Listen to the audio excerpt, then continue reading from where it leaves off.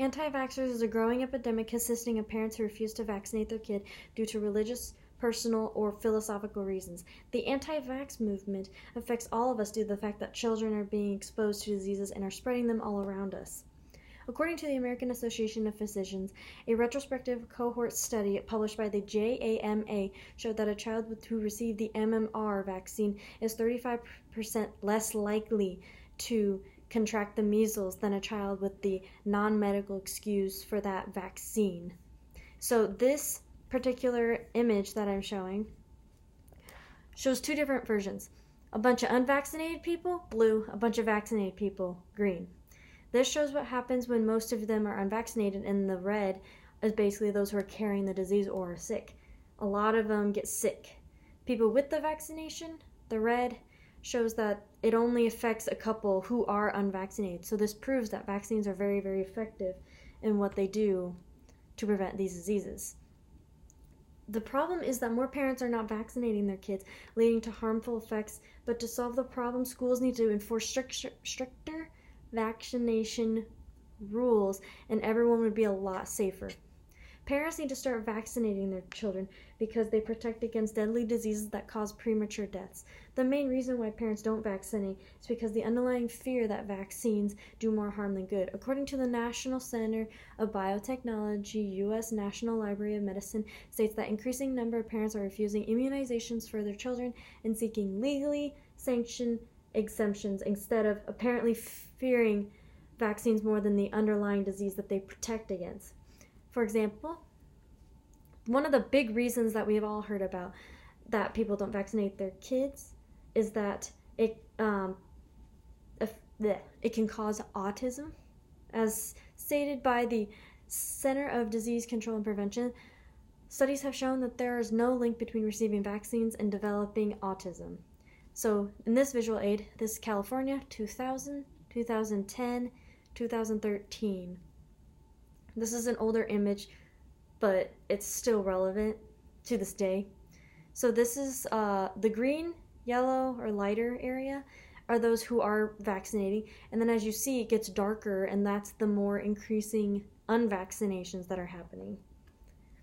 But vaccines still don't cause autism. Autism is a genetic disorder that you're born with. It is not contagious. It cannot be spread. There's no way that a vaccine can cause autism. But unfortunately, many states and schools allow unvaccinated children to attend because of the various personal, philosophical, and religious reasons that parents can use to get around the vaccination forms. As stated by the National Center for Biotechnology Information, U.S. National Library of Medicine, a variety of factors are at play: religious and philosophical beliefs, freedom, and individualism, and misinformation about risk over perception of risk. So, in this one, darker blue, lighter blue. The darker blue are the religious exemptions, which is a lot of the states of the U.S. The lighter blue are the personal, philosophical reasons why they don't want their child vaccinated.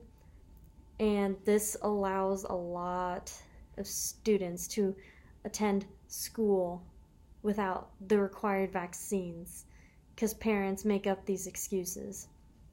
Many parents use the excuse that it goes against their religion or personal beliefs to vaccinate their child, when in reality it's due to just irrational fears.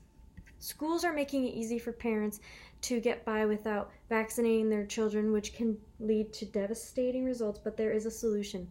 The solution to this problem is to make it mandatory to vaccinate your children before they can attend public school. No exceptions, unless it is for a medical reason. Schools should not allow religious or philosophical reasons for parents to just opt out of vaccinating their child, because you don't know if it's part of their, you don't know if they're even a part of their religion that they're claiming. Some parents just want an excuse so they don't have to vaccinate their child. According to journalist Lauren Friedman of Consumer Reports, states that states where non-medical exemptions have been banned, meanwhile, have the lowest vaccine-preventable diseases. So here's an example. So the really dark blue are the states that have a lot, like have the lowest unvaccinated children. So they literally, lowest vaccination. And then the states that are red, Colorado, have the lowest unvaccinated rate. Has the highest unvaccinated rate, excuse me. So the blue, high vaccination. Red, high unvaccination. So these blue states have a less likely chance to have a disease outbreak, such as the measles.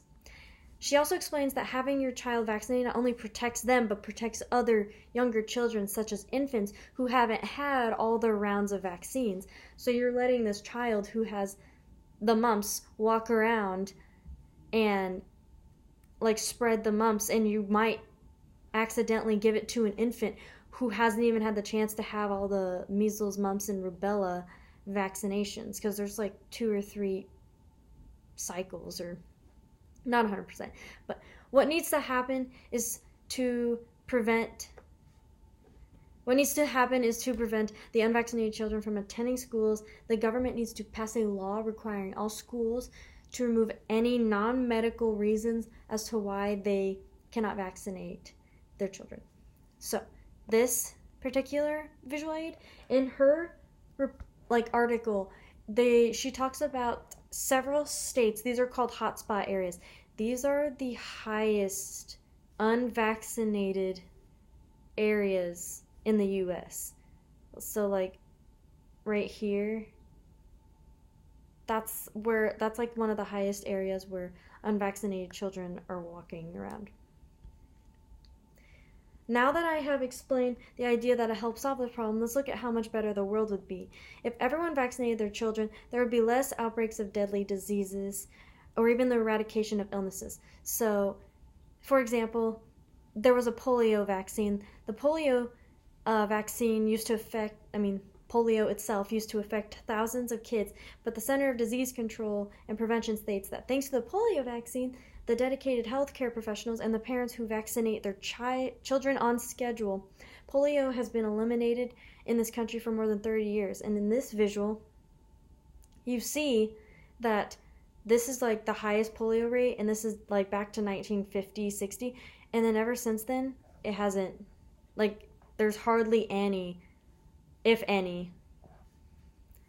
So imagine if we didn't have this vaccine. There would probably be dozens of people maybe including yourself, that might have had polio. Because of Jonas Salk and the administering of the polio vaccine to everyone, polio has been almost completely wiped out. If it weren't for his vaccine, majority of us would probably be sitting in wheelchairs right now. We can do something to solve this problem to protect us from the outbreaks. So here's an outbreak that just happened.